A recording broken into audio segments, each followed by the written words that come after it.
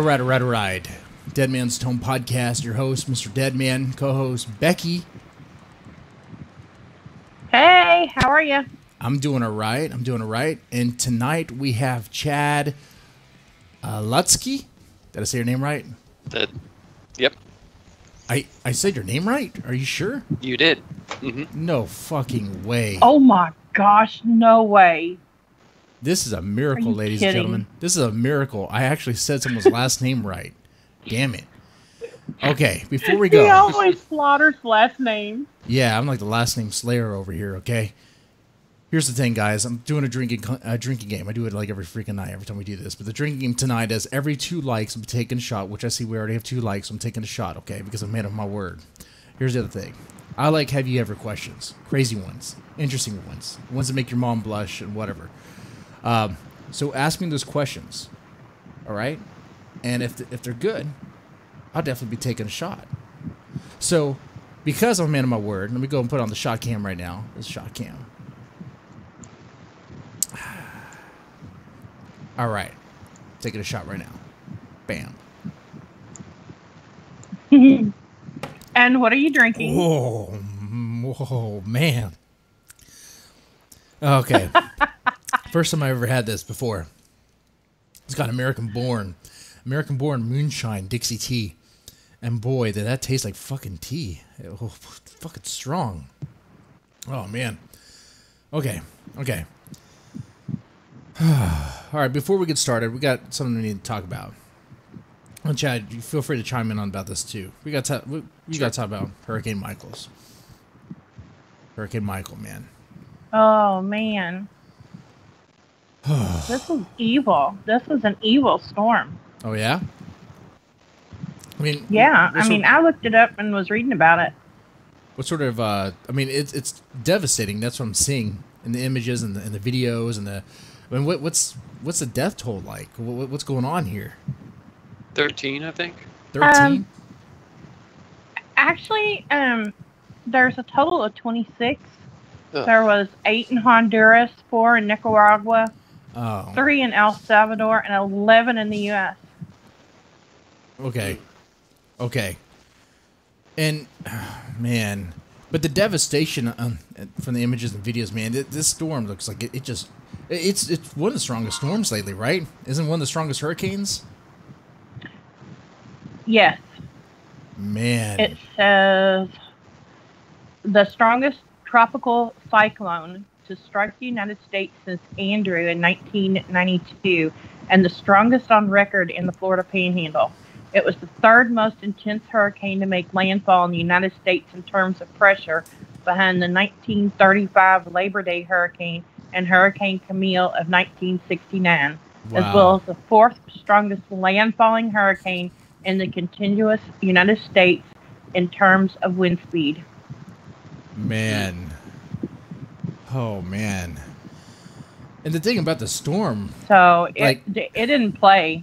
No. And, you know, the reason why the death count is low here in the U.S. is only because of technology for, like, advanced warning and all that.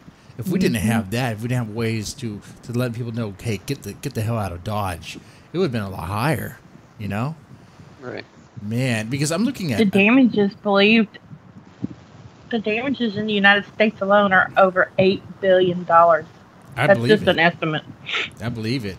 Because I'm looking at images here. I mean, of course, beachfront property, it's all wiped out. It looks like it was nuked. Look at that. Like, I don't know if you've seen the images, but, like, all the beach houses are eradicated. They're gone. Like, man, it's just... It was 129 mile per hour winds. Oh, man. And the thing is, that was measured at the Air Force Base. Wow. And if I remember correctly, Becky, this storm was just kind of sitting there for a while. It was sitting there, and it looked like it was dying down, like it wasn't going to do anything. But then, boom, it, like, picked up and... Okay. Yep. It got angry. Yeah. Very, very angry. Did it come about, like, out of nowhere? Because I haven't really... I didn't really even hear about it until, I think it was today. Usually you hear about that kind of stuff for, like, a week before it even happens. Oh, no. Well, it was in the Gulf, and it kind of, fizzled out, and they thought, well, it's gonna die down and not be major, and then it came towards land, and it was just like, pow, and it was really, really ugly. Mm. Man, but that's a good question, Chad. So it hit. Because here in Houston, I mean, the last hurricane we had, of course, it turned into a tropical depression with Harvey. We heard about that for a while. There was plenty of build up to that. Ooh, but this is different, man. This kind of reminds me of another hurricane we had here, because they were hit directly. The eye of the storm just went right through. Mm-hmm. Panama City, Mexico Beach, whatever. Oh man, crazy stuff. Oh, we got some chatter in the chat. By the way, if you're watching, just a reminder, okay? I like drinking games. I'm taking a shot for every 2 likes. We're at right now with 3 likes right here on this live stream. One more like, I'll be taking another shot. I also really good, have you ever questions? Ask me anything. I'm going to answer it one way or the other, okay? Don't worry about embarrassing me. Don't worry about that. That ship is already sailed. Okay. Now, nothing we got to talk about. I've got to have you ever question. Oh, you do? You have one already? Well, no, just for me. Oh. You don't. Oh, okay. Because we all know you received a dick pic. I mean, that's not a surprise. Have you ever gotten one? We can fix that, Yes, I actually does. I think I kind of have. Does going on chat roulette count and finding a guy masturbating in front of you? Does that count? Yeah, I would think so. Okay. Yes, that happened once. Because I was curious about what is this chat roulette? What is this chat roulette? Like how does it work? What's going on?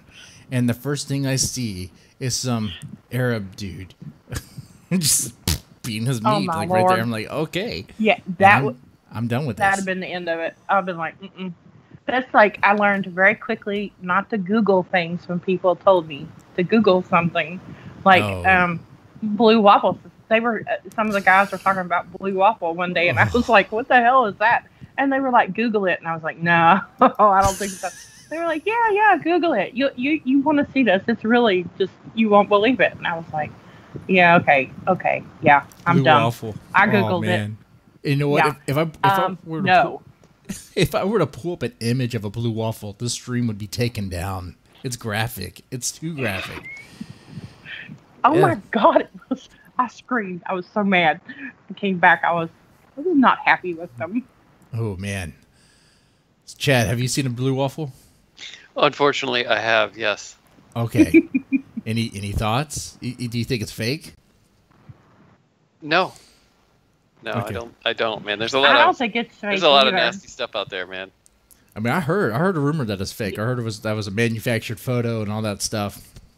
I'm like, man, it has to, because that looks like car fluids, like engine fluids, like coolant leaking out of a very nasty cooch. Like, God, she needs. I'm gonna puke. That's enough. How in the world were we talking about the hurricane? Now we're talking about blue waffles. This show goes I everywhere. don't. We need to regroup. We digress. Look at this. We clearly have mental illness. What we need to do, I don't know if you're aware, Becky, but now that we're on YouTube, we need to pay more attention to what's going on YouTube. But apparently, there's plenty of big YouTubers like Philly D and Boogie2988. They're pushing this BetterHelp. You heard about this BetterHelp app? No. Oh, check this out, man. It's like the Tinder for counselors, Tinder for mental health. Let's say you have depression, crippling depression, right? Or, you're not feeling good, maybe some anxiety or whatever. You can use this app to be connected with a counselor. The app is marketed as a way to receive professional help in the comfort of your home. You can text and have video chats with these people who are licensed therapists. Except that a lot of people when they use it are saying, hey, where's my therapist? I say one thing to them and they never come back to me. But y'all took my money. Y'all took my money, but where's my therapist? What's going on with this? That's kind of scary. It is scary. I mean, do we even notice if these people are licensed or anything? They say they're licensed. Now, here's the thing, though. Like any company would, especially doing this, because like I said, they're like the Tinder. They're just hooking you up with the date. They're not responsible for what the date does. So what they do, the company, BetterHelp, covers their ass. They go, wait. Even in their FAQ on the website, they cover their ass by saying, we can't guarantee the quality of your care. We can't guarantee that there'll be a good fit. We can't guarantee that it'll actually help. We can't guarantee that it'll actually benefit you. We can't guarantee all these things. So it's like, then what do you do? If you're not gonna claim, if you're not gonna say, oh yeah, we can do this for you, but then you go, oh man, use our service because it's gonna help. I know it's company doublespeak to protect their ass. But man, it's kind of weird, you know. Do you know if you had mentioned something about a monthly fee? Do you know that if when someone calls, if they even have like, do you talk to your same counselor, or is it just like this hotline where you got to give your whole spiel again and you're paying, this fee to just basically have the same phone call over and over again? Good question, Chad. Oh, that's a good question. Good question. Here's the thing. You go to the website, you fill out your information there, and based on the information you put in, which I did myself, you put in your gender. I put in non-binary because I was feeling non-binary today. I put in a bunch of things. I put in a bunch of extreme things because I just wanted to test the limits. And it starts trying to hook you up with a counselor. But first, before it does that, it says you got to pay. It says, okay, well, you got to pay. It's not free. Okay, it's not free. Tinder's free to hook you up with a date. This is not. Of course, there's, suicide hotline and other things you could do. There's websites out there, blogs out there that will hook you up with a counselor or find you a counselor that are free. This is not. Okay. It's like $30, but they charge you for like the month, like $260. So I didn't get that far. I'm not gonna pay for it. I didn't get that far. So I don't know firsthand how good or how bad the service is, but from reviews, it's kind of like, what's going on here? This seems pretty questionable. Yeah, I mean, $260 a month. No, yeah, I don't have $260 a month, and if I did, I would be actually getting help. Because here's the thing, look. And this is coming from someone who actually, I don't know about you, Chad. I don't know about you, Becky. But I saw counseling before. Individual counseling, group counseling. Yeah. It's kind of embarrassing to admit. There's a stigma attached to it. But I had to go out and do it.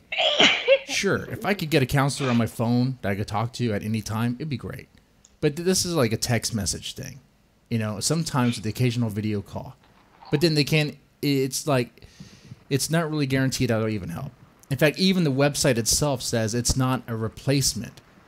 It's not a replacement. Even though its sales pitch about the cost is, while a traditional face-to-face might be like $150 per visit, this is only like $30. And you can use it $30 a week, and you can use it as much as you want. But it's still not a replacement. So it's like, okay, then I might as well spend the $150 if that's what's really going to help. Because through this app, they can't diagnose you because they're not seeing you face to face. They can't diagnose you. They might recommend medication, but they can't prescribe medication. They're not going to be a help if you're feeling suicidal. They're not going to help if you have severe mental illness. It's just a way for you to talk to someone. It seems like just a way for hugs, to get virtual hugs and a feel-good box. Just compliments from. So. Yeah. So, sorry. So it's all just through text. Yeah. Well, text and video. You can get video face to face. Video, okay. Yeah, you can get that, but they still can't diagnose you even through that. Right.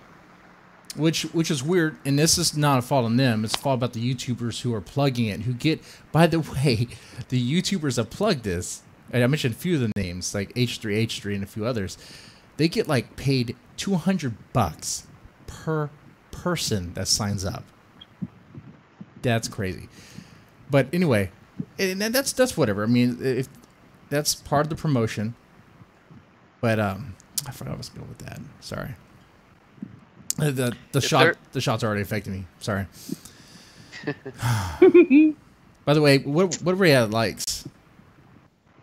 Where are we at with likes right now? We're only at 3. Looking. We're only at 3. Okay, I see some more people in the chat.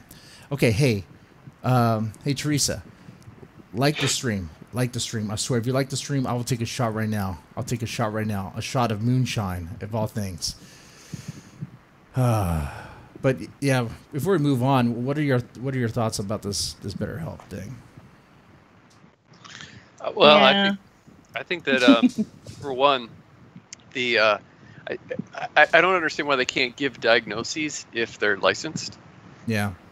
I don't quite understand that, and it's amazing to think that someone who went to school for so long to help people would do it this way, and it makes me wonder, like, is this like really low on the totem pole kind of ghetto therapist? Do you know what I mean? Well, that's interesting. Like Right. subpar. That's a good question, because it turns out, especially if you do some digging into this, even the therapists kind of have complaints about the service on their end, as you can imagine, because they're paid kind of like a lump wow. sum. They're paid a lump sum, and it's kind of, I mean, if they're trying to like streamline this therapy, counseling, make it to where it's like they're gonna turn into like, I said, Tinder or whatever, where everybody can do it at any time. The service is going to be watered down. It's not going to be as good. There's no way, especially when you're going to have like maybe, I mean, if they're going to have like 4 million, 40 million, I forgot what the count is now, on the service, and they're going to need a lot of therapists. They're going to need a lot of therapists, and they're not going to be able to meet everyone's time. They're just not. It's Right. I don't know. It's insane. Yeah. It's, my advice for those that struggle with mental illness is, of course, get a counselor. Talk to someone, get professional help. It helps out. Especially if you're feeling suicidal, there's always suicidal hotlines. Okay, there's a suicide hotline. I would use that over BetterHelp, and which you would have to anyway, because they don't help with that. If I'll tell you, they don't help with that. That's not their thing. Yeah. Well, then they're clearly in it for money and not to help people. Yeah, and that's kind of grimy. That's pretty grimy. Man. So enough of that, Chad. Let's get down to why we're here. Who All are right. you, and what do you do? Well, I guess I'm here to talk about writing, right? So. Oh yeah, you talk about writing, you talk about what you do. It's an open forum. You can talk about life on the farm if you wanted to, man. Whatever you want to talk about. Oh, I don't really want to bore people Oh. with my personal life, but yeah, I've been writing pretty extensively for the past only for 4.5 years, but I've kept myself pretty busy. I try to, particularly the last couple of years, try to stay as prolific as I can. I have a day job, so I can't just write all day long. But that's pretty good, though. You should be able to write all day long. Yeah, I mean, that's the balance there, right? Or at least that's the trick, finding that balance, being able to write as much as you can and keep the day job. Yeah. Well, so the ultimate goal would be to not have a day job and just, writing would be my day job. That would be nice. Well, I mean, let's start with that. What's the progress of that like? It's hard, man. You've got self-publishing out there, and which is a kind of a curse and a blessing. It's really cool that just anybody can go out there and publish a book. But the problem is that then you're wading through a bunch of turds on Amazon to try to find something that's. There's millions of books on there, and a lot of it is garbage. A lot of it's really good, and they're all mixed in together. So it's really, really hard to get your stuff seen, and And so, Yes. you know, sometimes something happen. You know, you've got your Cinderella stories all over with people who have self-published or you know, gotten published through small presses, indie presses, and they get you know, they get some kind of you know, recognition not only just from writing a good story, but like the algorithms on Amazon will kick in their favor, and which are very that whole system is very enigmatic. People have been trying to figure it out and figure out, you know, exactly how they can get Amazon to start advertising for them, which is I think based a lot on just receiving reviews. You know, getting reviews on Amazon, and then those good and bad reviews. Then all of a sudden the algorithms in Amazon just kick in, and I guess they just kind of start to toss your book around on the front page, or you see it more on you know, those things where if you ever go on Amazon, anything you buy, it'll say like other people also bought this, and when you can get your name on those also boughts, then you can start getting a lot of money. But yeah, I mean, I'm not holding my breath to be able to do this, particularly because of the stuff that I write is not there's no real niche for it, and that's kind of you know, I have some friends who were able to quit their really nice jobs because I wouldn't say they write to market, but they write to a market that is existing that they enjoy. You know, stuff like post-apocalyptic things, or zombie fiction, or you know, you start writing stuff like that, and or romance or erotica.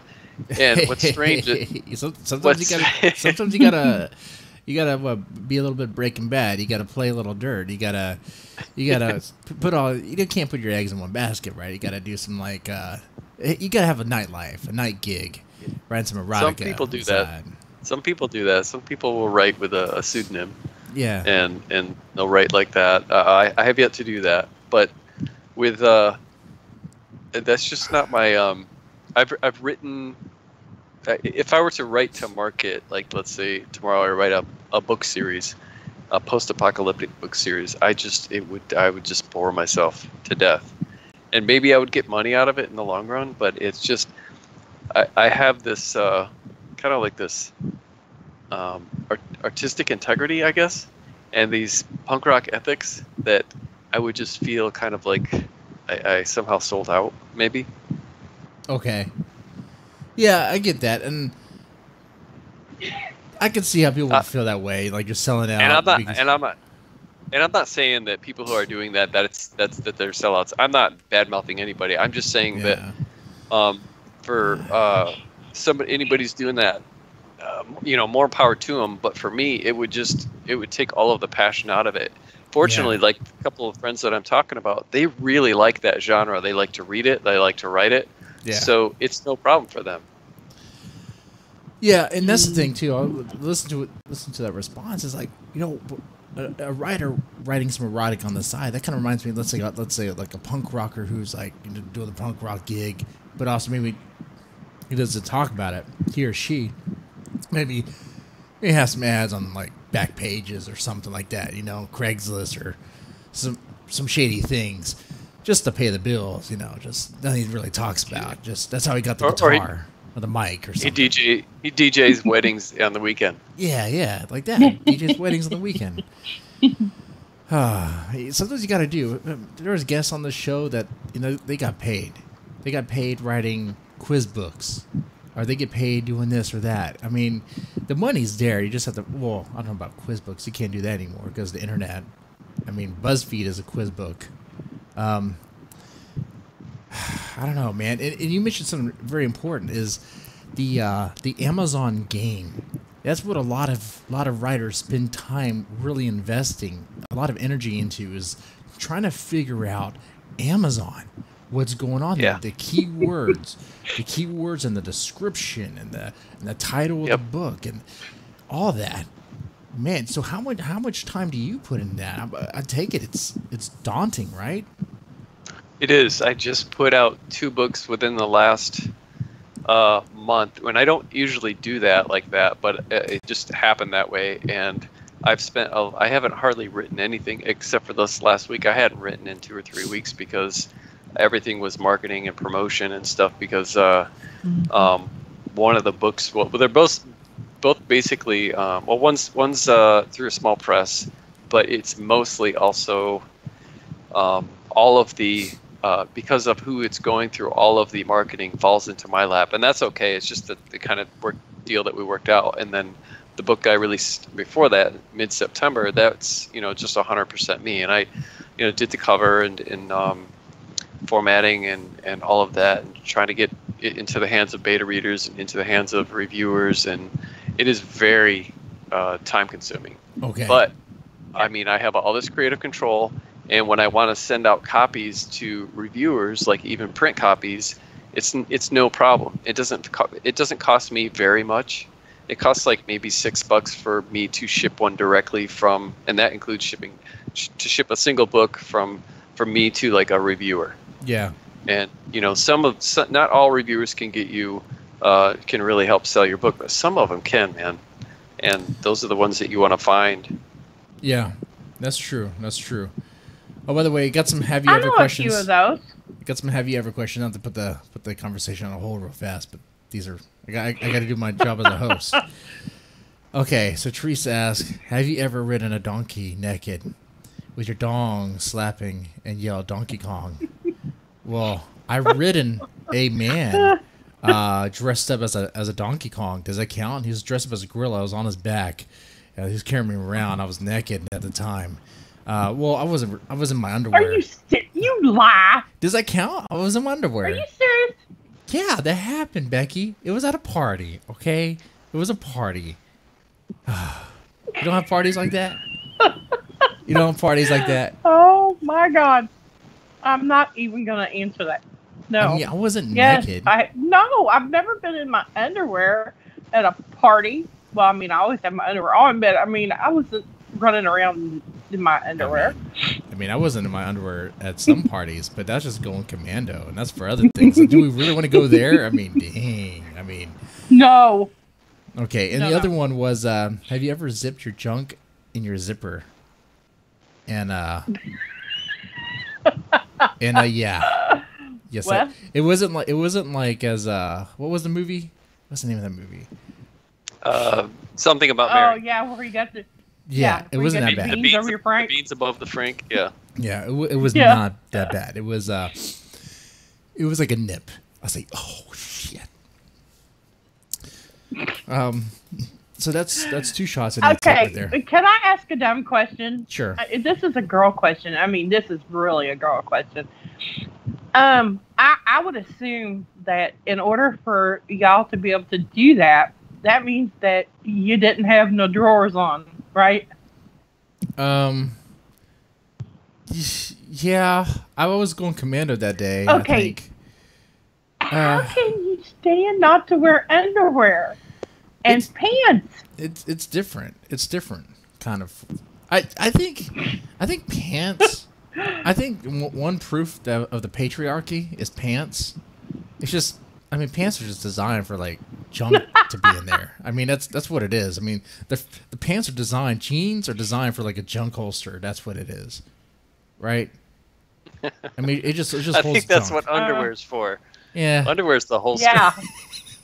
Yeah, I've been doing it wrong. I think you got things a little. I think you got confused there a little bit, Jesse.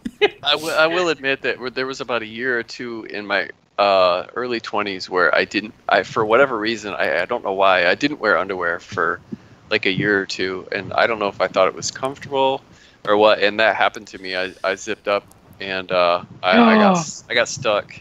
And oh my God, I couldn't even breathe without screaming. And oh my God, with my future wife, this was a long time ago, and we laugh about it now, but I was very scared. I was very scared, man. And basically, I had to just zip back down like ripping off a Band-Aid. It was. I mean, I was fine, but while it was there, I don't even have one, and that made me hurt. Oh my God. Whew.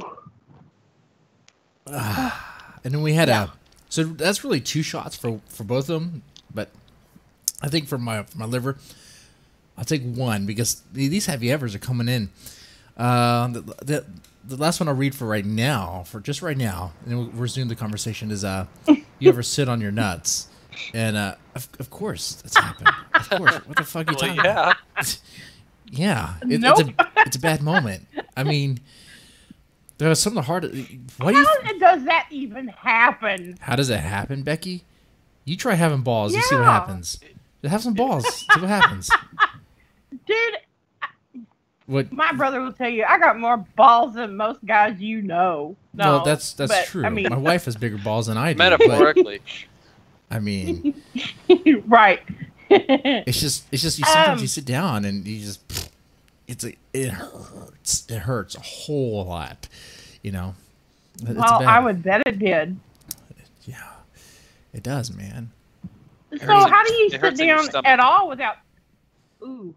Well, so how do you sit down at all without sitting on them? You gotta be careful. It's like if you sit down too fast, and I guess the angle of sitting down, how you do it, if you're not careful, it's possible that the balls could swing, and as the balls are swinging, but the time your ass lands into the chair, the nuts could get between the ass and the cushion, or in worst cases, the hard wood or metal. It's physics, Becky. It's physics. Talk about the physics of balls swinging and sitting over here.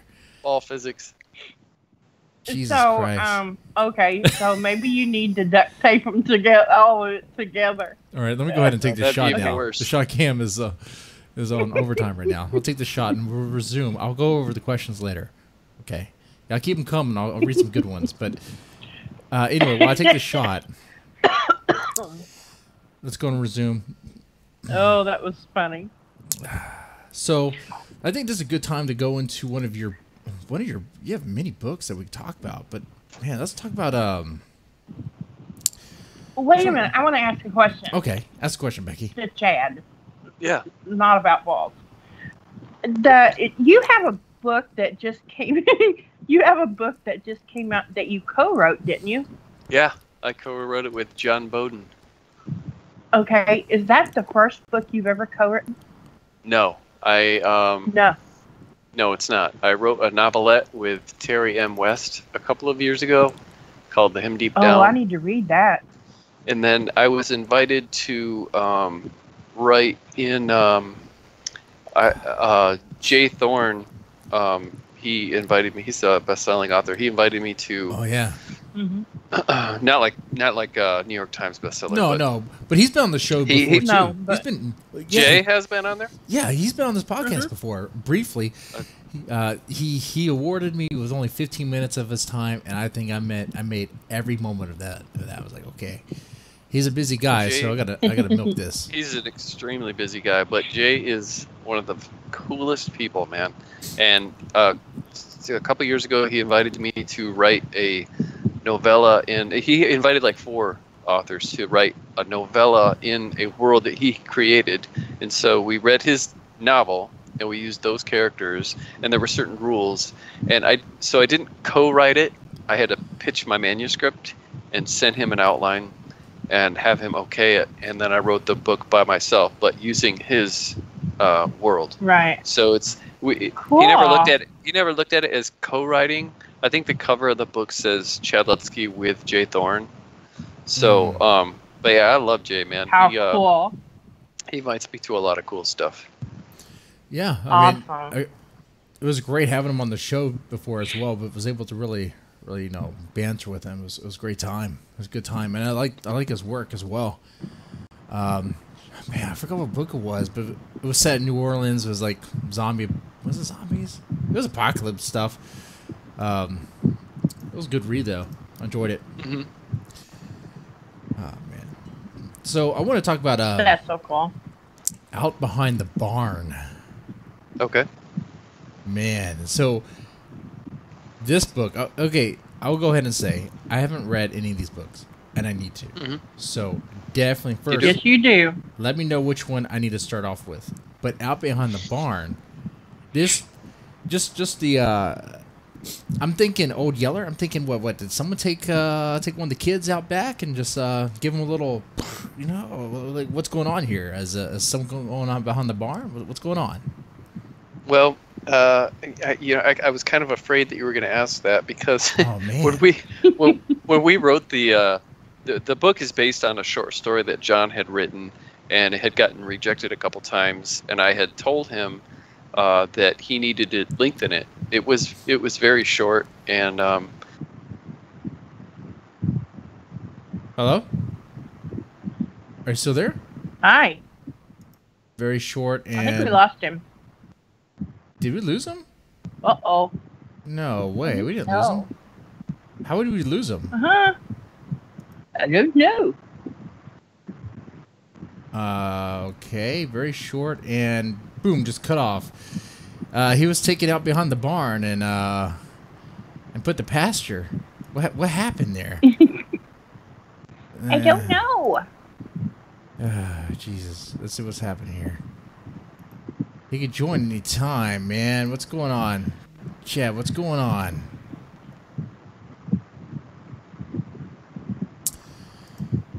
What is going on here? Chad just disappeared.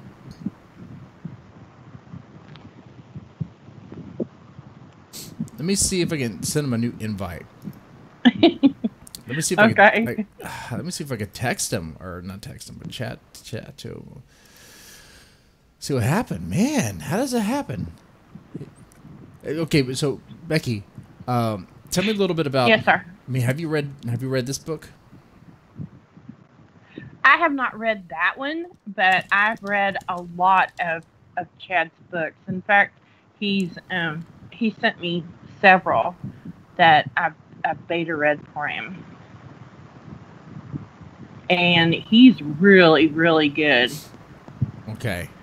You really, really, really want to read his stuff. Okay, let's talk about some of his works while he's not here. While I'm trying to get him back here.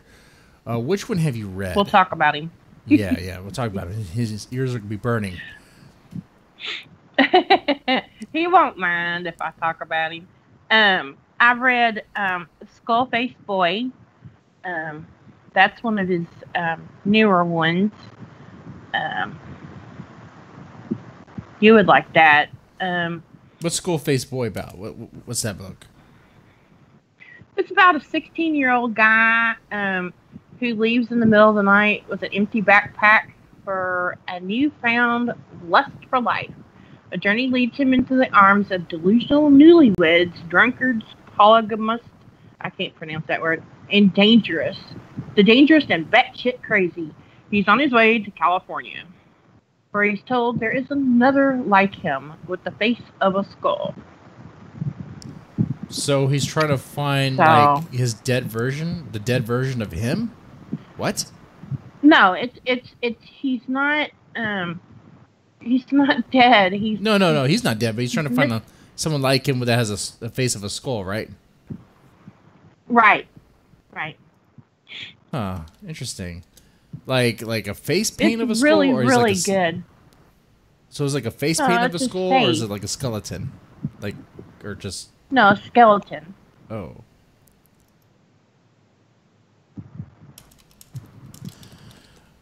That makes me think of the Disney movie Coco for some reason. I don't know why that is. Yeah, it does a little, but yeah, no, but it's way, way different. It's really good. It's really, I mean, when you read Chad's books, you can see what he's talking about in your mind. And he's a very vivid writer. Okay. And I really, really love that. And then you also want to read Stirring the Sheets. Oh yeah? What's going on there? It's about an elderly guy that's a funeral worker, and his wife has died. And he finds an unnatural attraction to a corpse.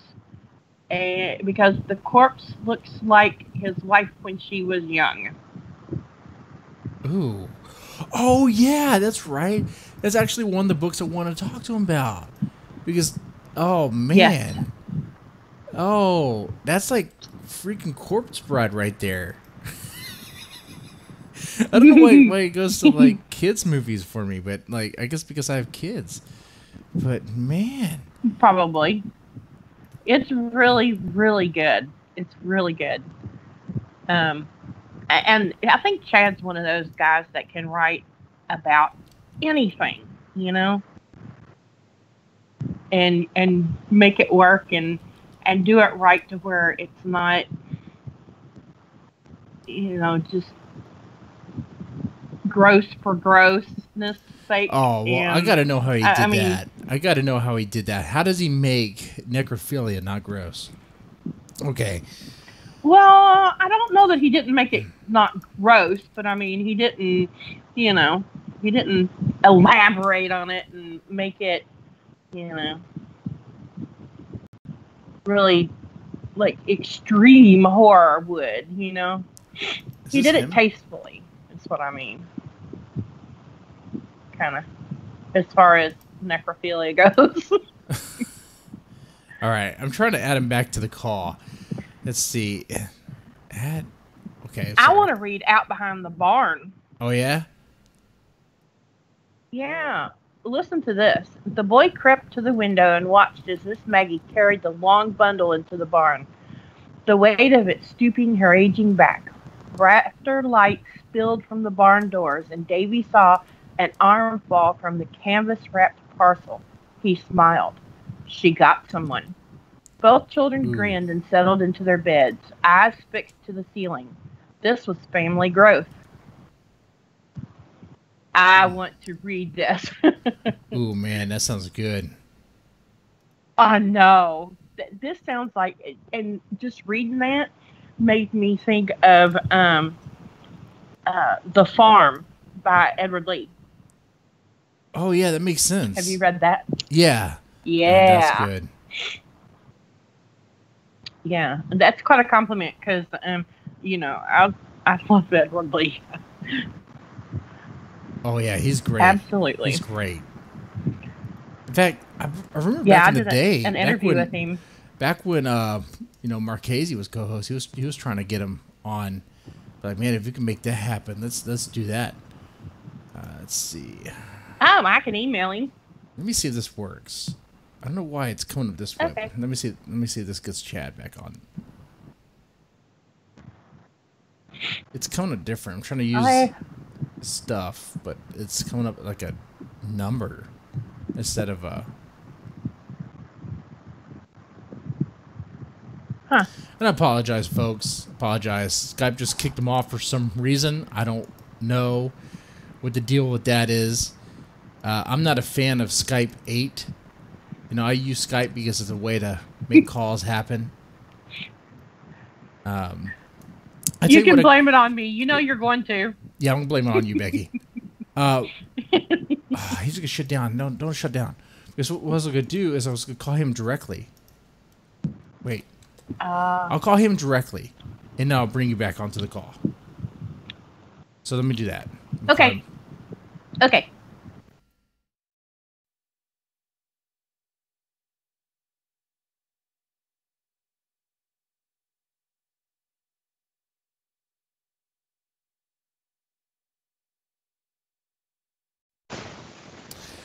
Hey, Chad. Hello? All right. Yes. Got you back on. Now I'm going to bring Becky back on.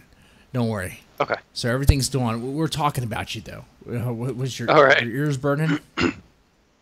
No, I was sitting here trying to figure out what happened. Hey, don't worry, though. We'll figure it out. Ace is on the case. I'm sorry, folks. All my All right. references are kid stuff because I have kids. So look at that. All right.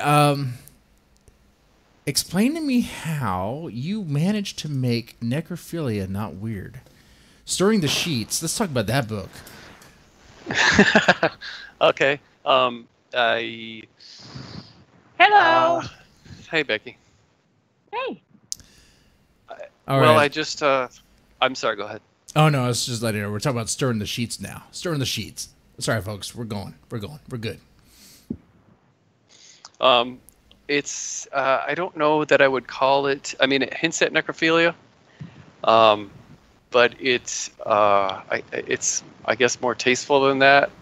It's not an extreme. Very much so. I mean, it goes into some uncomfortable territory, and you're not sure exactly what's going to happen. Okay. But people have told me they think that it's going in one direction, and they're so relieved that it doesn't because it would ruin the book. And oh man, I mean, I don't want to give too much away, but yeah, it's about grief. It's mainly about grief and just what someone would do to just try and rid themselves of that grief, especially after they've been married to someone for 40, 50 years. Oh man, what would that someone do? I bet that was hard for you to write too. What's that, Becky? Was that hard for you to write? Because I imagine you had to kind of imagine what that would feel like, and that would really be hard for me. Yeah. To be honest, and not to be a bummer or anything, but it was because I've been with my wife for 27 years, and so I'm what you would call, I guess, a worry wart, and I'm always worried about something happened to my kids, something happened to my wife. And so I had to put myself in this guy's shoes the whole time I was writing it, and just, what would it feel like if you lost the love of your life, and after you've been with them for so long. And when I was younger, I went out with a girl for a couple of years, and we were each other's first love, and she was killed, and so I went through a period of grief, obviously, and so I kind of drew on that a little bit. But if that were to happen again to this level, with being with my wife for 27 years, that would be in a whole other level. I was young, I was able to bounce back. But if something like that were to happen now, we have a family and we've been together for so long, 27 years definitely trumps 2. Yeah. And I would never want to go through something like that again. So yeah, I couldn't wait to get done with the book, for sure. I imagine. I kind of wondered about that, because it's very. I love the book, and it's very. It's an emotional read. I mean, it really is. But yeah, that's what makes it good. It's very real feeling. So. Thanks. Yeah, and that's one of the books that definitely caught my eye, just from the cover alone. I mean, the cover is like, it's like, oh man, you have like this skinny man next to this corpse, but he also looks dead. Yeah. It's like I said, it reminds me of Corpse Bride. It's like, oh man, shit, like what's going on here? So wait, so you made it tasteful though. So it's like he's sleeping next to a cadaver? I mean, what's going on here? He can't tell you that. Well, don't. Basically, he's been working at this funeral home place for like 40 years, and he loves his job, but he lost his wife, and he has not even slept in his bed anymore because the sheets still have her imprint from the last time she slept in the bed. Oh man! And so it's very sacred, like this canvas there, and he doesn't touch it, so he sleeps on the couch. And then while at work doing his job, he runs across a woman who is a dead ringer for his wife when she was like in her 30s, like when she was in her prime. Shit. Okay. And so that messes with him, and I can't really say anything more than that. No, yeah, don't give it all away. No. Don't give it all away, but be a good tease. Be a good tease. You definitely want to be a good tease. People are interested in that book though. Yeah, I mean, that's how you sell, Becky. Good. That's how you sell. You got to be a tease. He knows how to do it. He knows how to play the game. I know. I mean, he works with indie publishers, and he also self-publishes. He knows how to play the game. He's trying to tease me. Okay. Yes, he does. You see, now I'm interested. Now I'm definitely going to buy a copy. That's definitely going to happen. I want to talk about Out Behind the Barn. Oh. Okay. But before we get there, I just want to say, hey, if you were in Corpse Bride, would you not just go ahead and be like, hey, what's the problem here? I know she's all bones, but I don't have a problem with this. Or is that just it's me? been a while since I've seen that movie. Nah, it's I probably. think I watched it when my kids were younger. That's what 10 years old at least, isn't it? Yeah. Oh, It's yeah. old. But it's probably just me thinking that. I mean, shit. I'm the sort of guy who wouldn't have a problem being in Beetlejuice's world. You know, I'd be like, hell, fuck yeah. You know, what's going on with You that? would like to be in Beetlejuice's world. Yeah, yeah, that'd be great. They're like Bachelor Life all the time. Me and you both. That'd be great. All right, let's finish up about Out Behind the Barn because I want to know: is this Old Yeller? What's going on here? Now, where did I cut off last time? Because I went through like a 8-day spiel and and also, by the way, the reason why we cut off is because I forgot to pray to the many gods and deities that are out there, and one specifically. Oh, Lord. I'm not sure if you know of a Nicholas Passion. yeah, yes. Oh, you know Yeah. about him. He's like I know of him. Yes. you know of him. Okay. Doesn't. Well, we have to pay tribute to him by saying his name, Nicholas Passion, every episode, so he doesn't hack the stream and with his uber hacking skills and bring it down. So go ahead. Okay. Go ahead and continue. I praised him enough, I think. Go ahead and continue. Okay. Oh, more than enough.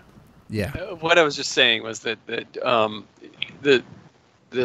started as a short story of John's and that kept getting rejected, and so he didn't want to lengthen it. I kept suggesting that he did, and he thought he was ruining it. So I kind of took over, threw out some ideas, and wrote a couple thousand words to it, and then we sat on it for a while and pulled it back out several months later, this late summer, and then we started plugging away at it. We used, I had an idea to create some more characters and a bunch of scenes and stuff to fatten it up to instead of being like a 3,500 word story, like 18,000 word novella. And so, but it was such a good idea, the story, that I kept telling him, don't just, you gotta write this into a book because this could be really something cool if it's done, if it's done right. So, but he was leery at first. It was a very personal story for him. It had a lot of sentiment in it from his like mother and like a farm that he kind of grew up around and things like that. So, but the hardest part of collaborating with him was trying to come up with a synopsis that didn't give anything away but still sounded intriguing, and that took a long time. That was the hardest part of all of it. And then finally I said, why don't we just take a part of a paragraph out of the first page and slap it on the back. And so that's what we did. And so basically I can't give a whole lot away because it's just one of those books that nothing is given right away. Yeah. But a couple of boys, they living on this farm with this older woman, and she brings home a body. They see her from their bedroom window, take it into a barn. Yeah. And they celebrate that fact. And so they're kind of in on it. You don't know to what extent. And some mysterious stuff happens out behind the barn. Okay, now I know you don't want to give it all away because that kind of gives away the book, right? Why the book if you know it all? So definitely tease. That's a good tease. But now you have me intrigued and definitely want to know. So let me ask. Are they cannibals? No. Okay. No. Well, no. The reason I'm asking because the kids see there's a cadaver, a dead body going to the barn. They're all happy and gleeful. I thought maybe there might be a meal for the family, a family value meal. You know what I'm saying? Right. No. This is uncharted territory, kind of. I think. Uncharted territory. So we haven't seen this before. Okay. No. Oh, I know. Is the cadaver's body like a puzzle set for the kids? No. Okay. No. And I was teasing. I was getting at you there because that has been done before by shit. But I did say it was a cadaver. Oh, well, it was a body. I'm sorry. It was a body. Body. Where are they gonna play with their organs? No. So they're not playing. Ew. Are you sure they're not No. playing jump rope with their long intestines? I'll give you this. The children are the protagonists. Wait. When you say protagonists, you mean they're really good guys, or they're like, They are the good guys. Yes. but like morally questionable, or what? No. Oh, okay. I'm telling you, man. It's not that long. So they call the dive in. FBI. They call the FBI, but like, our granny has a dead body over here. No, it's just kind of what they know. Oh. You know, it's just this is how their life is, Okay. and it's what they know. Man. Oh, someone in the chat I asked. know Operation- it's vague, but Teresa. Teresa Scott Matthews says, "I'm buying all his damn books now." Yeah, I know. See, this is good. You got to be a good tease. You want You're them, well. Teresa. Mm-hmm. And she asked if the kids are playing Operation on the body. no. Ah, damn. See, because that could I be a know. good guy. In because vague. What if they're not really dead? They're just dying, and they could be like put back to life. Or it's like reanimator shit, and they just be brought to life. You know? Yeah, they got the green serum and stuff. Yeah. They got the Lovecraft serum. Ooh. Yeah, they know how to work it. Oh Lord. Yeah. Man. No. So just make sure there's no dogs dying here. It's not like Old Yeller or anything like that. No. No. Okay. There's no dogs that die. And I also have to ask, out behind the barn, were you raised on a farm? No. Oh, so no farm life for you, like.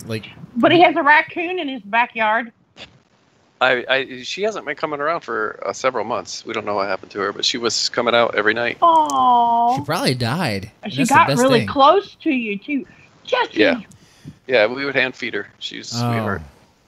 Well, I'm sorry. I'm saying that from experience with raccoons going bad, going to your trash and making a mess of things. They're just hungry. Would it come out during the day? Yeah. Oh, that's Yeah. usually a bad Yep, it would. sign. He has But video on his it- Facebook of it. It can be a bad sign, but I mean, she would come out at like just before, what is it, dusk? Oh, Is that the Right. sunset? yeah. Yeah. She would come out just before then, and then she started coming out a little bit earlier, but she would show up in the summer between like usually 7 and 8, Yeah. and then we would Aw. she would eat all the bird food because we got bird feeders all over. We got all kind. We live on a lake, so we have all these birds that come around and stuff. And then there's just these small area woods right behind our house. She started coming out of, and so we started feeding her dog food and bagels. Man, she loved bagels. Dog food and bagels. Oh. Yeah. Man. Yep, That's she kinda- I'll loved come it. sit in your backyard if you'll feed me a bagel.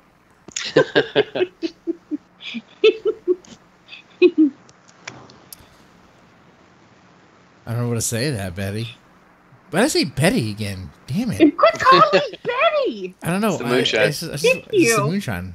Becky. I'm changing my name. Becky. Which, by the way, if we get another like, I'll take another shot of moonshine. Another like.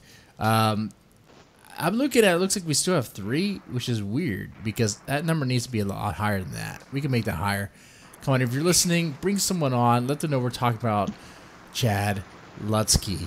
Okay, we're talking about Chad Lutzke and his writing. And yeah, some crazy things here and there. Mr. Deadman asks some crazy questions. We get kind of gutter brained here. I know I do. But that just keeps it fun. Keeps it interesting. Okay. With that said, let's see. We talked about stirring the sheets. Talk about out behind the bar. Oh, and well, actually, Becky talked about this. Skullface Boy. Tell me about this. Yes. This is a book that was a kind of like a sort of an experiment for me, and I wasn't sure how people would take it. And it's weird because I'm reading some reviews from time to time where people almost kind of looked over it because the concept, but they were glad that they didn't, because it is about a boy who has a skull for a face, and he runs in the middle of the night. He runs away from a foster care home to go from Denver to Hermosa Beach, California, in search of someone like him. So he has it on this nun that works at the foster care home. Okay. She used to live in Hermosa, and she said when she was young, she saw a surfer out there that looked like him.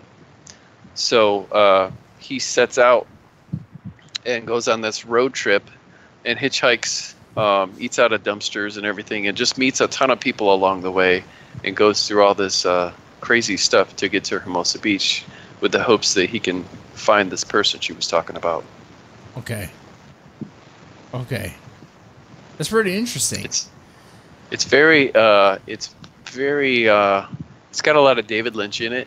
It's weird fiction, but it's not so weird that it alienates people who are not into weird fiction. Yeah. Because I mean, he's trying to find himself, like another version of himself. Like, is it like Link finding like the black Link or the dark Link? Well, you know what I'm saying? Well, imagine if you were the only one that you knew. I mean, he's lived at the foster care home since he was dropped off there. Yeah. When he was born by his mom. Imagine if you were the only one that you ever saw that had that kind of face, and then someone's like, "Well, I saw somebody like you when I lived here." What do you got to lose? He's 16 years old. Takes place in the 80s, and so he just grabs a backpack with nothing in it except for his favorite book, and then bails, and then meets all kinds of characters. Okay, so it's like a road trip adventure with but on the, I guess on the shadows of society, like he's trying to find a version of himself, kind of like a doppelganger. That's, people can connect with that. People can relate with that because we see, hell, even in high school, there was some kid who looked like me. Was like, is that me? Is that me? Like over there, what is that? What's that? Like, why do we look the same? Could it all be because we're all like genetically connected and all that stuff, blah, blah, blah, blah, blah. But, man, that's crazy. So he's trying to find himself, find a person who looks like him. He goes on this quest. Yep. All right, I know I don't want to give it away. Give us a little nibble of what he sees on his path. Come on, just something. Tease us. Tease me. Give me a tit show. Come on. Okay. He meets up with a guy in a trailer park named Chick, who wears really tight denim shorts with fringe that hangs way past his knees. And okay. So me neighbor during the summer. Okay. His neighbor is this crazy woman who throws tomatoes at his tree. She has a huge tomato garden. She throws tomatoes at his trailer all the time and says that he's a werewolf. All right, sounds like my grandma. Okay. So he says, this is one of the people that he meets up with. He doesn't, he just stumbles, like he's going through neighborhoods and stuff on his way in between, like stopping at gas stations and grab, because a couple times he does run across some money where he can go in and get a Mountain Dew and a slice of pizza or a hot dog or a bag of chips or something like that. Does he ever have to do like a bump of Coke or anything? No, he doesn't do drugs. Okay. He's offered them. And he does take up smoking on the way, smoking cigarettes. Okay, so he smokes, but he doesn't do any drugs. No, he's offered. Okay. Now I really want to read it. I want to see, because like I'm thinking like teenagers on the road. Not, you're offered, but you don't do. What's going on? Okay, now I don't want to read, because the cliche is that once they're offered, they're just going to go right into it. Go right into it and be like a drug whore or something. Shit.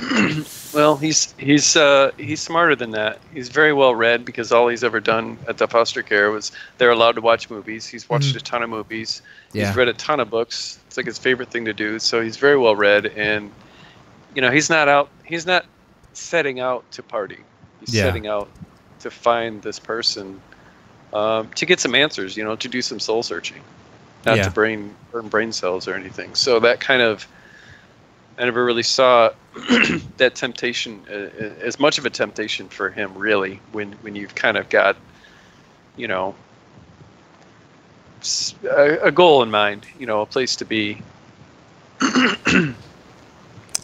Yeah. Okay. Makes sense. I can see that. The people have said that I wrote another book called Foster Homes and Flies, and that was people's favorites. But now people are saying this is their favorite. That's the other one I want to dig into real fast before I start asking like reception and things like that, because that's coming too.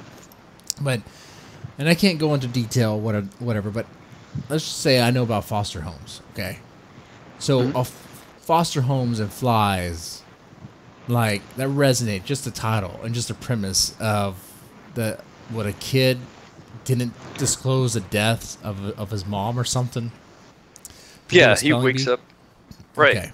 Yeah, he wakes up in the morning and he's only 12 and he's kind of a latchkey kid. His mom is an abusive alcoholic, and one day he wakes up to go to school and finds her dead in her chair in front of the TV. And he just kind of reflects on the situation, and the most important thing in his life at that time, his dad has died years ago. The most important thing at that time in his life was to just feel, successful at something. And there was the spelling bee that's coming up, and he had been training for it, studying for it all year. And he did the same the year before, but he chickened out at the last minute, and he wouldn't compete. So he's afraid that if he calls the police, they're going to take him to a foster home, and they're going to, he's going to miss the spelling bee. And so he carries out, life like he always has, kind of basically taking care of himself, except for his rotting mother is in the house, and they live in the hot summer in New Orleans. And he just continues to go to school until he enters he has the spelling bee. Okay, so his mom is dead, kind of rotting in the living room or wherever, and he's just kind of continuing his school year. I mean, obviously, comes a point to where school's over and has to re-enroll, whatever. I guess, or someone stops by, right? Like the pizza delivery. Well, his goal is just to get through the week, so that because just to get through the week so that he can attend the spelling bee. It's just. It means a lot to him. He knows his dad would have been really proud of him, and so that's his main concern. Remind me again, where was his dad? Why was his dad not there? His dad passed away. Oh, okay. Years before. Okay. Yeah, he's just a latchkey kid. Comes home from school, takes care of himself. Basically, he didn't have any family, like grandparents or relatives that could care for him, or he has an aunt that lived in his mom's sister lived in California. Okay. But they had become estranged, and he hadn't seen her in years. Okay. Oh man. Okay. So, the police get involved, CPS gets involved, and then he goes to foster care. That's all you're getting, man. I'm not saying anything more. No. Hey. Yeah. Hey, nice try, sucker. You're a tease, but come on. I'm trying to get a little bit extra. I'm trying to throw some dollars here. No. Come on. Hey, Okay. I got a Jack Ketchum blurb for it. Okay. Yeah. I don't know if you know who. Yeah, I know. Jack Ketchum. No, okay, I don't know who the fuck he is. No, I don't know who Jack. Oh, shut up. Yeah, okay, yes. I know that much. Yes, sir. Which it's sad that he passed away. Tell us the blurb. Yeah, very, very sad. He passed away. Actually, stirring the sheets. He was waiting for a copy to give me a blurb because man, he said that he would. He tweeted about me twice on Twitter. And that's how I got my first blurb, and then so I wouldn't say we became friends, but we corresponded, and he was a sweetheart of a man and very generous with his time. And I asked him if he would give me a blurb for Stirring the Sheets, and he said I have to love it. He said, I don't just hand those out. I have to love it. He said, but because it's you, I'd be happy to read it. And so my publisher and I, this is through that's published through Bloodshot Books. Yeah. My publisher and I was working on the back cover, and I was trying to get that all straightened out and aligned, and we were trying to use like a custom size cover, so Amazon kept rejecting the cover that I had because they didn't have a template for the size that we wanted. It's a smaller book than the rest of them. So that kept happening, and finally we got it okayed, and everything was done. Getting ready to send the book to Jack to Dallas, and I found out that day that he had passed away, and then right away I contacted my publisher and I said, hey man, you got to change the dedication in my book to include Dallas Mayer, aka Jack Ketchum, because he just died. And so I thought, man, who does that? He doesn't really know me, and he's on his deathbed, and he's like, very sick, and he's like, yeah, I'll read your book. So many people didn't even know he was sick. Yeah. I know. I had no idea. I wouldn't have even asked.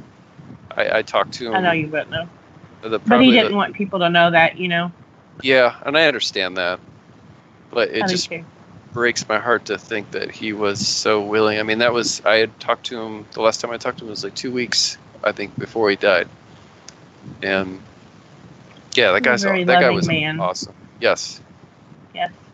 They don't come any finer. They really don't. He was awesome. He was a great one. And then you wrote a short story right after he passed too. Yeah. Yeah, that was...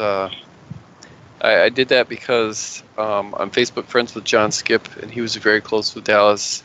And some remarks that he made in his very heartfelt post, he said that, he said he made some remark about how Dallas didn't believe in God, and that John didn't know who's going to be more surprised today, Dallas or God. Mm-hmm. And I just thought, man. So yeah, I wrote a story, and I'd never talked to John Skip before, but I sent him. This is actually before we were Facebook friends, I think. I just happened to see his status because of somebody else or something. And so I sent him the story. I was like, dude, you don't know me, but I wrote this story for Dallas, and it's kind of was prompted by your status. So I just wanted to, maybe you would want to read it. And so he was like, dude, this is freaking amazing. So, yeah. I remember that post. Yep. Did we lose? Did we lose somebody? I don't know. I think we must have. The moonshine must have got to him. The tea. I told you we were going to be. We were going to be doing this ourselves. Yeah. Dallas was. He was a good guy. He kept me from quitting a couple of times. Yeah. Talked me down and said, "Look, no, you're not doing this. You're no." So, and we talked an awful lot, and I thought the world of him. Yeah, I wish I would have known him better. It would have been cool. Same here. Same here. Also, I'm disappointed he loved you absolutely. Who? Both of you. Chad or? No, I mean, Dallas would have loved both of you very much. I mean, yeah, I think if you were to come on the show, it would have been great. Like, I think we would mesh well, personality wise. I know I'm kind of a loose cannon, kind of crazy at times. Hell, by the way, I'm taking another shot because someone said that we're subbing. He had a great sense of humor. Yeah, you gotta have a good sense of humor. Come on, 2018 since humor's no, he dying. Did. He really did. I got humor. I got humor in my blood, man. All right. Take another shot. All right, and where were we at? Oh, Lord. Hey, Chad, let's talk about... Oh. I have a question, Chad. Wait a minute. Okay. I want to know what is...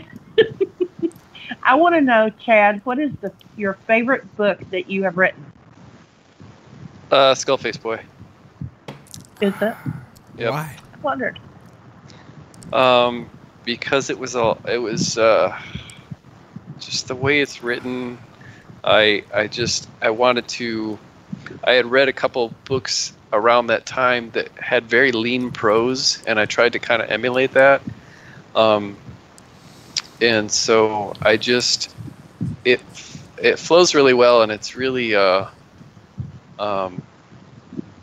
don't know why. I mean, it's just I'm a big fan of like road trip movies and stuff like that, and it's probably the most heartfelt book out of all of the ones. I always try to throw some like tear-jerking moments in there, but this one has probably the most of that. It's my least horror. I mean, dark stuff happens in it. There's some pretty dark things that happen along the way, but it's not. It wouldn't be classified as horror, other than the kid having a skull for a face, and then some of the things that happen. Yeah, and I can also imagine some kind of like I guess dark comedic things as well, because it's like a road trip show. It's a road trip novel. It means there'd be things that happen that'd be kind of funny, even if in a dark way. Mm-hmm. Yeah. Man. Yeah, I really liked it. So it's different than your other ones for sure. It is. Yeah, so it is. Is that the book I should definitely start off on, Skullface Boy? I think that you should read Foster Homes and Flies. Okay. Yeah. And the other thing I was going to ask you is, do you have experience with foster homes? I've been waiting for someone to ask me that because I would imagine it would be already asked. I mean, I feel like wait, am I in front? Okay, go ahead. Sorry. I wrote in the back of Skullface Boy because I thought people are gonna, by this time, a foster home supplies, and then you got Levi, the Skullface Boy who runs away from foster care. I wrote back in the back of the book that while I do not have a skull for a face, and I've never lived in a foster home, part of there are sections in the book Skullface Boy that are autobiographical, but no, I've never stepped foot in. I came from a really good family, and I was blessed to have. Okay, now I'm going to say this. Parents prepare me. Mm-hmm. I can't give too much away because of the nature of my work. Okay, I just say it that way. It's classified, wrapped in secret sauce. All right, it's all classified stuff. But let's just say I know foster homes. Let's just say I used to work at an RTC, residential treatment center. Mm-hmm. So I know firsthand like the experience for like not from like a client's perspective, but from someone who's trying to like help the kids there, and also from another perspective which I can't go into. But so I definitely want to dig into your books. You got my interest there. And now, with that said, when I read it, I might send you some notes, being like, "Wait a second, if someone I knew who's a certain professional were to intervene with his family, they probably would have done this or that or this or that." But that's because that's a crazy world, like CPS and law enforcement, where kids go when they don't have families. That's a crazy thing. Man, but you done research though, right? With this, I did zero because, and I kind of laid it out at the beginning that it's written in first person, and Levi, the protagonist, says that he's lived there for 16 years. He said that this is not how it usually goes down, but this is how it went down for him. And it's just with the whole thing with the skull face thing, that is just where I'm asking readers to have that suspension of disbelief. That you're just gonna have to trust me. This guy's got a skull for a face, and nobody has really, like not been able to take to it, not been like, that's ridiculous. And that's just part of the, the weird fiction part of it. It's just that I thought that it was a neat concept, and I wanted it to be. I mean, it could be anything. It could be any kind of deformity or obesity or something like that. Just something simple, even where somebody is struggling and they're feeling they need to find their place in the world. So as far as like schematics, no, I did extensive research on storing the sheets with the funeral home business and embalming and cremation and all of that stuff. Wait. You have my interest there. Wait a second. Just tease me. Do whatever you want. But does he actually get physical with her? I'm not gonna say. I can't tell you that, man. Man, Telling you? he might. Read the book. Becky, I have a way of talking to people. I'm not helping you. Read the book. I read it. I just want to know, and just to make sure, like, so this wasn't based on that book. Storing the Sheets wasn't based on any experience in a funeral home doing that sort of thing, right? No. Just have to ask. Okay. Now, with that said, oh, by the way, I do have to answer some questions in the chat real fast. Turn on the shot cam. Damn it, the shots are taking shit cam. They're taking hold already, as you can tell. Jesus Christ. All right. Someone asked, Deadman, has anyone ever told you that you have that smooth phone sex voice? It's almost a whisper, but not quite. It sounds like Fabio doing cologne commercial. Not exactly. I mean, people have said that this voice sounds pretty good. I will say, I mean, yeah. I mean, I guess people have made comments about the voice, about the way it sounds. It does sound. I told you had a great voice. Yeah. I mean, I think the microphone helps, and I think the mixer helps. I mean, the bass might be just up just a tad. You know, you got to make it sound good. Yeah. But I will say, when I worked at a psych facility, I won't say the name or whatever, but I used to be like the operator, the guy who would announce the codes, the psychiatric codes, like we got a code green on or code red or whatever. I was known as the code guy because my voice, they would know it. I'd be like, we got a code green on unit 4. We got a code green on unit 4. And while you hear that calm, soothing voice, you have this imagine that soothing voice, and then these burly ass big dudes come in, and you have this screaming, probably 14-year-old throwing chairs and just mad at the world, and she won't listen to anything, so they have no other choice. They grab her, throw her down, put her in a seclusion room. At the same time, you have that common voice going, you got a code green on unit 3. Code green on unit 3. So, yeah. So I don't know. They used to make me page people. Yeah. It's where I worked. Oh yeah, you page? You're the pager? Yeah. Yeah. Well, no, I wasn't, but I mean, I worked for an automotive dealership, and they used to make me page one of the salesmen because of how I said his his name. That kind of stuff makes me self-conscious. That would make me self-conscious. Oh, getting on there and announcing. But I don't know, Chad. Have you? I was like, oh my god, I can hear me. I don't know, Chad. Have you read any erotica for like? Did any voice work? No. Oh. No, I have not. I have. I have worked at an AFC home though for a couple of years, taking care of mentally ill people.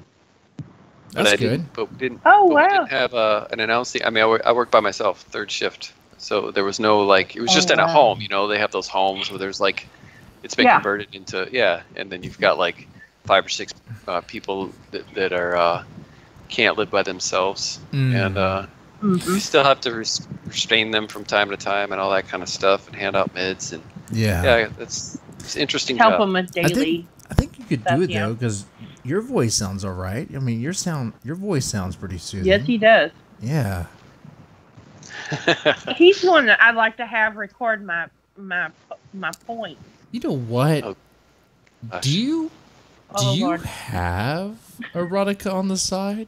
You don't have to say the pen name, but I'm curious. No. Oh. But I have I do I do think that I would have no problem writing a romance, and if I do, I won't keep it a secret, but it will be under a pen name. But I won't keep the pen name a secret. That kind of thing doesn't. Right. But erotica, I'm not. I've written it. Let me say this: I've written it. It's unpublished. It's here in my house, and nobody else is going to read it except for my wife. I'll just say that. Man, Some of it's fictional. Some of it's dramatizations. I don't know. I couldn't write a romance. Because when I write a romance, I want to get straight to the fucking. I'm sorry. I'm basic like that. So I may or may not have some erotic on the side under a pen name. I won't disclose either.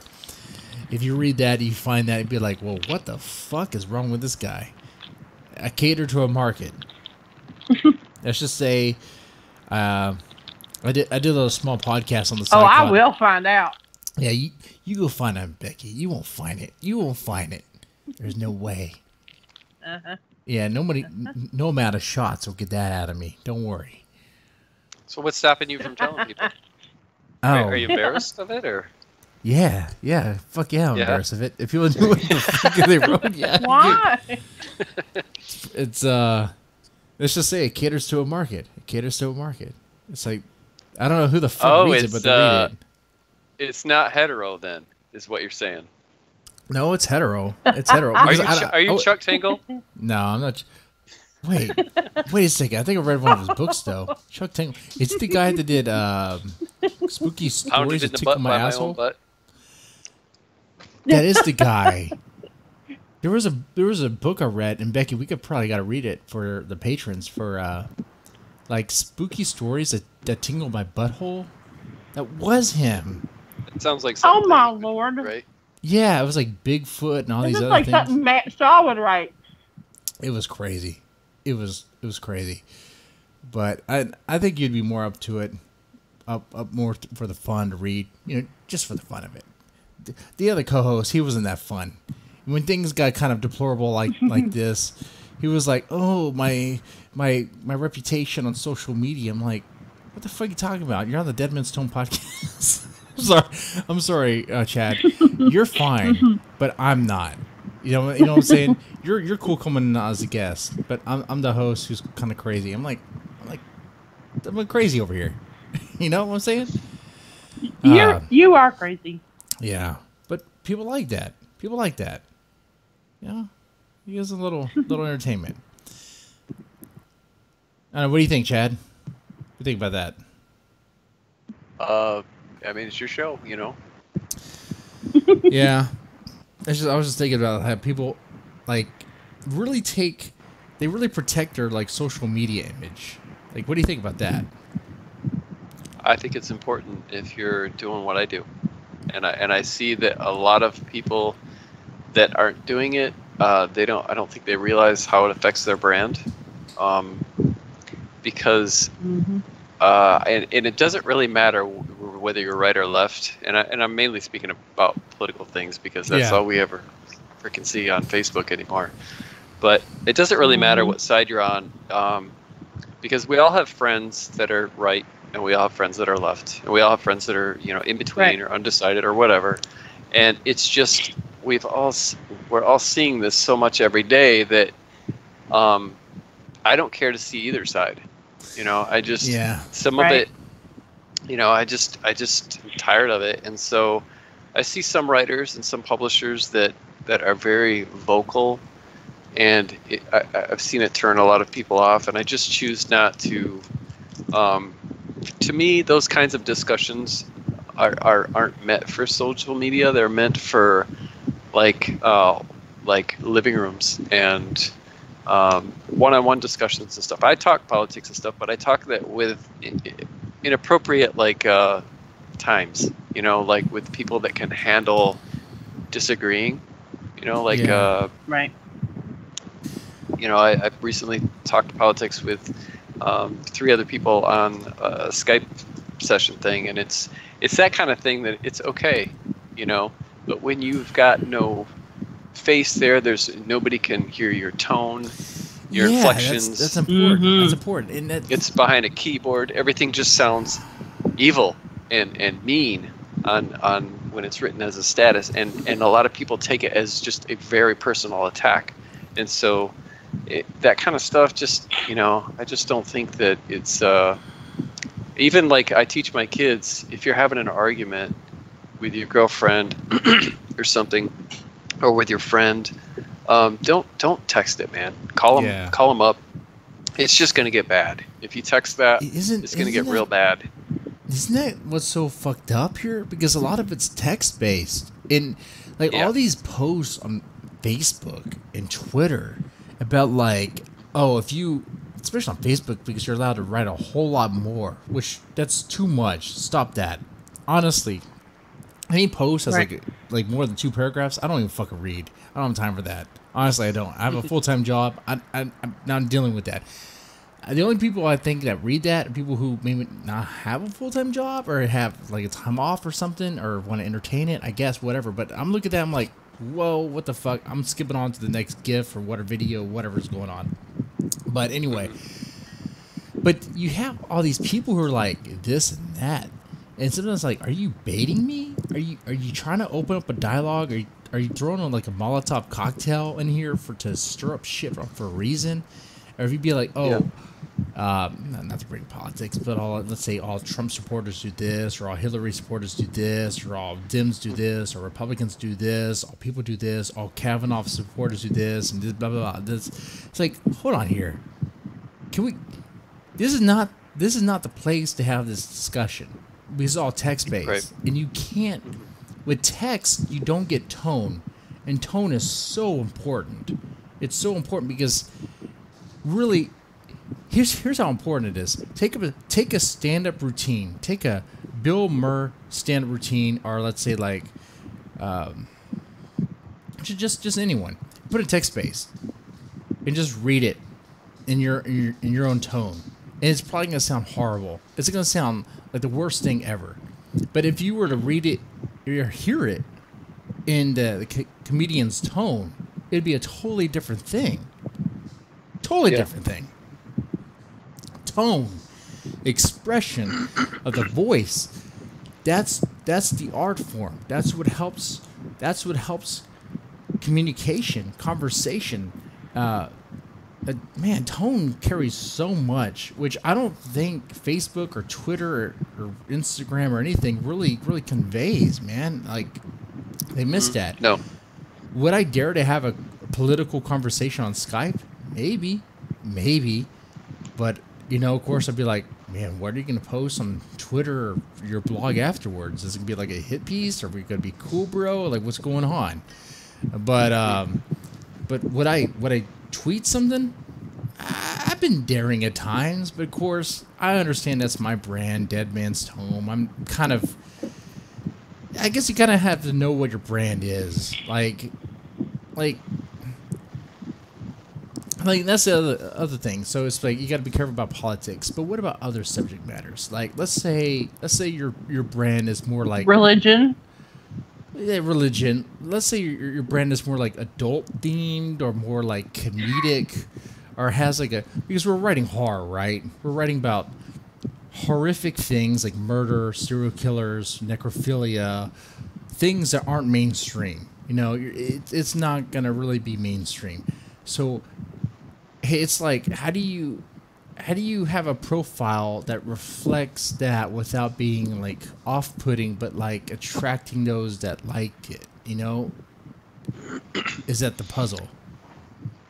I don't think that it really matters, like what you're, you know, what I'm writing about, like as far as the subject matter, and whether I can have like a louder voice or be more, you know, boisterous about my opinions on social media or anything. I just personally choose not to, for a few reasons. One is I don't have the thick skin that it would take for somebody to do that. Like, I would never be able to be one of these people who says exactly what they feel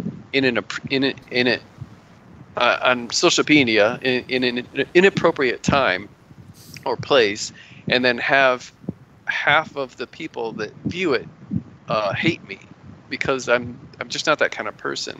But the main reason why I don't do it is because I believe in just being a good person and presenting that to, in your everyday life. And I think that if you have a belief system, then you should just live that and let people see by your example, because your words aren't going to mean anything. Yeah. So if you want the world to be a better place, then, stop bitching about this all of the time and trying to convince me, and just show me what kind of place you think this world should be. Yeah. By living it I hear you there. and being decent.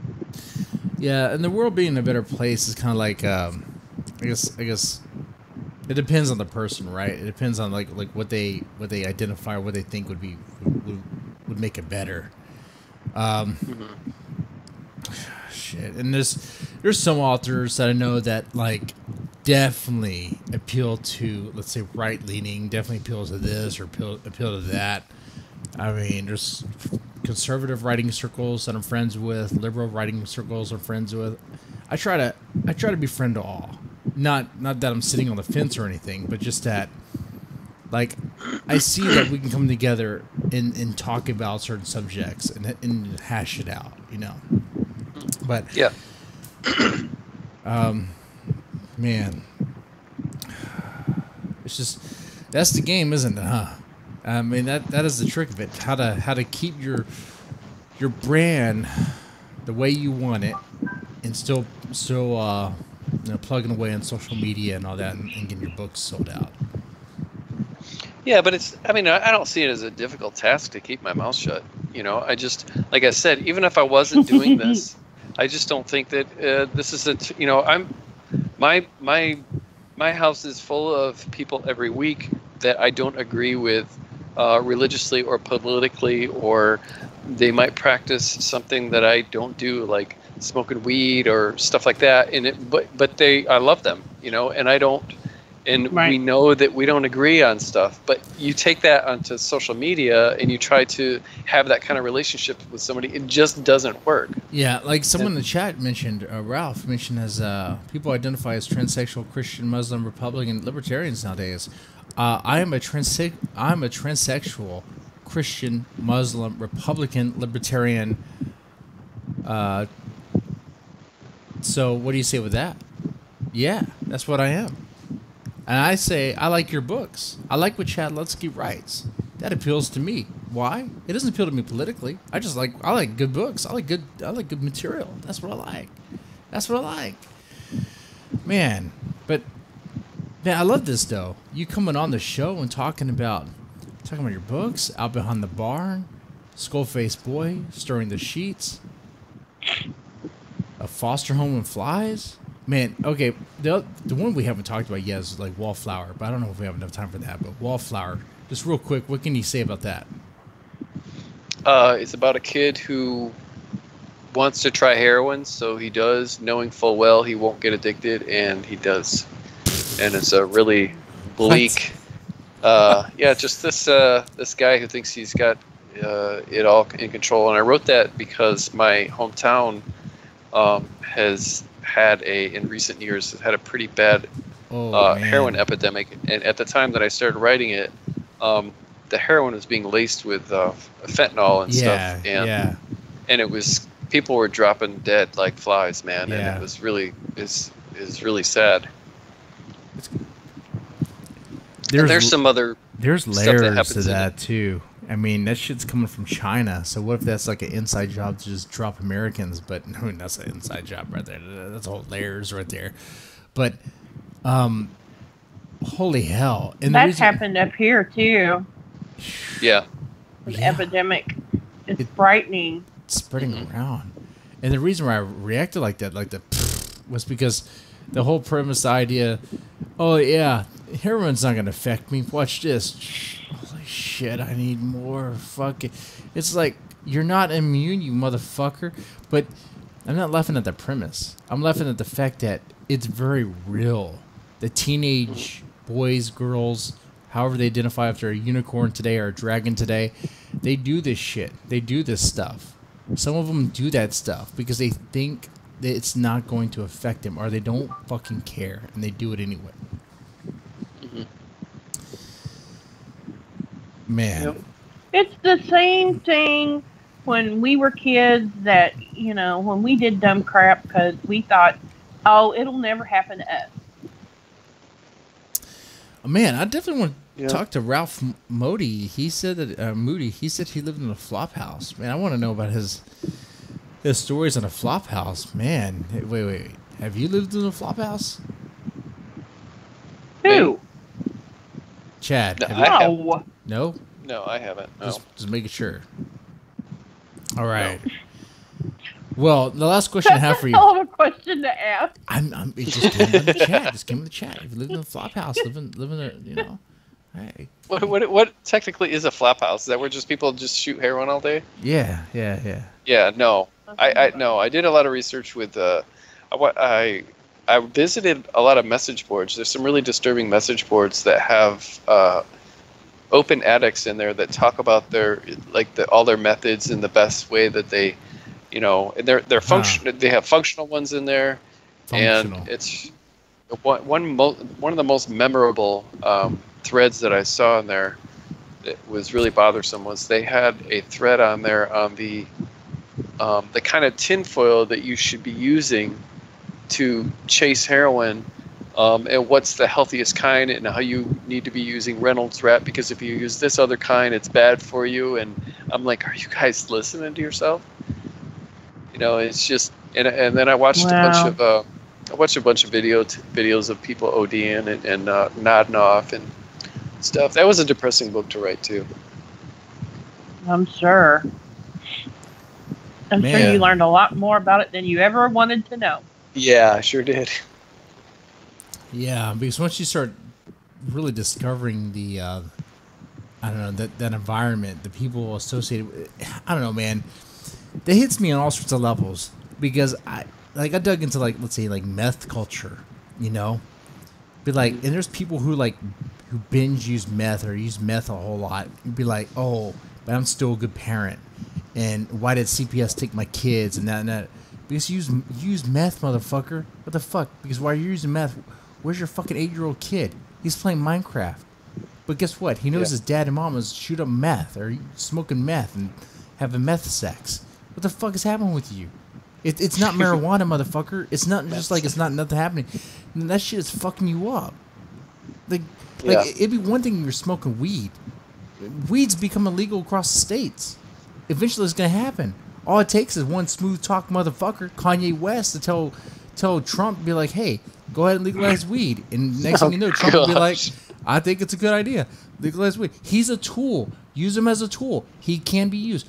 Kanye and the Kardashians are using him because they know what he is. They're gonna get people out of prison. You watch. They're using him. Oh Lord. Use him as a tool. But what was I gonna say? Oh, the meth and parenting shit. There is no telling. Yeah, I'm fucking drunk. I'm fired up. But what I'm saying is, yeah, it's just crazy when you dig into the meth houses and stuff like that, and into the culture of drug users and how they are. It's you rationalize this stuff, but you dig into it and you're like, okay, this is interesting. I could write a story about this, but man, this is kind of fucked up. Man. Yeah. That's very sad, man. It's good material to write, and to write about that, that takes to. Man, when you write about that, do you feel dirty? When you write about let's say Wallflower and write about the heroin use, do you feel dirty and kind of grimy, or do you feel clean? No, I mean my my drug days are long behind me, and I've never shot anything. But no, it doesn't really, not really. I just feel bad that there are people, that they don't need to be living like that, man. They don't have to live like that, and they are, and they're stuck in that. They don't have to. They don't have to. Man. Yeah. Well, man, the last question I have for you, we're kind of over time here on the show, is what is your favorite horror film? You know what, man? I just saw Hereditary, and it blew my mind. It's not my favorite, but my gosh. Sounds good. I can't say enough good about that. But my favorite would probably be Kubrick's The Shining. I just love everything about it. Love it. Ooh, yeah, that's a good one. That is a damn good one. I love that you loved Hereditary. I know Yeah, you Hereditary, it scared me, man. And I don't get, I It mean, did me too, and I was alone, that is a scary and I movie. had to go pee, and it was dark, Yeah, phew. and I had to run down the hallway and turn the light on. And there's just so much to think about once it's over. It just sticks with you for a long time. Not just the imagery, but just all the little clues that, it's one of those movies that not everything is spelled out for you, and it gives you a lot to think about after. Excellent movie. Good choices, man. Yes. Well, man, Chad, it's great having you on the show. We definitely have to do this Yeah, man, again. thanks for having me. It's no problem at all, man. Anytime you want to talk to us, it doesn't have to just be about writing. It can be about writing. It can be about horror. It can be about any subject. This show is pretty much open to anything. Okay, it's an open discourse, whatever you have in mind. I know You should create an app for that. and charge people $35 a month, $35 a week for that, right? There might be a market for that. Might get some YouTubers to sell that. Might be. Though I don't have the deep pockets to be paying. I am not going to be in charge of that. Can you imagine the deep pockets you have to be paying YouTubers $200 a referral? Wow. Yeah. No. Now that is some stuff, especially when the basic rate is $260 a month from a client. So that means like $200 of that is going to the YouTuber that referred them. And Right. it all connects to Philly D, by the way. Philly DeFranco. He's like the one who's on top of it. Like all the referral links has his name in it, has his company name. So he actually gets a cut on top of everything. So he has was essentially a pyramid scheme on everything. And watch. Just stay attention to like what's going on YouTube, and you'll see that he's like talking about it and trying to like spin and all that shit. It's crazy. Anyway, ladies, gentlemen, I hope you enjoy this episode. It's a little different. We mix it up a little bit in the beginning with some news, talk about the hurricane, talk about some BetterHelp, YouTube drama, and of course talking about writing and horror, what the show is really about. If you like that mix, press that thumbs up button, leave a comment in the comment section. I tell you what, for those in the chat right now, if you want me to take another shot, I'm going to watch this. Share it to some friends. I want to see these likes go to some good number. I want to see some like 10 likes. If you take 10 likes, I'll take 2 shots like right after the show, and I'll put that up on like Instagram or whatever. Okay. But I don't think that's going to happen. I don't think you have what it takes. You're not going to get 10 likes on this video. There's no way. You're not going to get 10 likes on this stream. There's no fucking way. If you get that, and it can't just be you liking it over and over. You have to, like, share it to a friend and all that stuff. Come on. Play smart here. All right. Chad, it was great talking with you. You too, man. Feel free to come on anytime. Okay? I'm open. I'll talk about anything. Try to keep it open mind. Betty, you're a great help to the show. You help out so much. You did it again. I did it again. I called you Betty. You're Becky. God damn it. But this time I have an excuse. I'm fucking drunk. He doesn't even know who I am. You're Damn Becky. it. You start with a B. You're Becky. I'm sorry. Becky. I should really treat my co-host better. Otherwise, she might leave me and start her own show. No way. With that said, I will see y'all later. Y'all take it easy.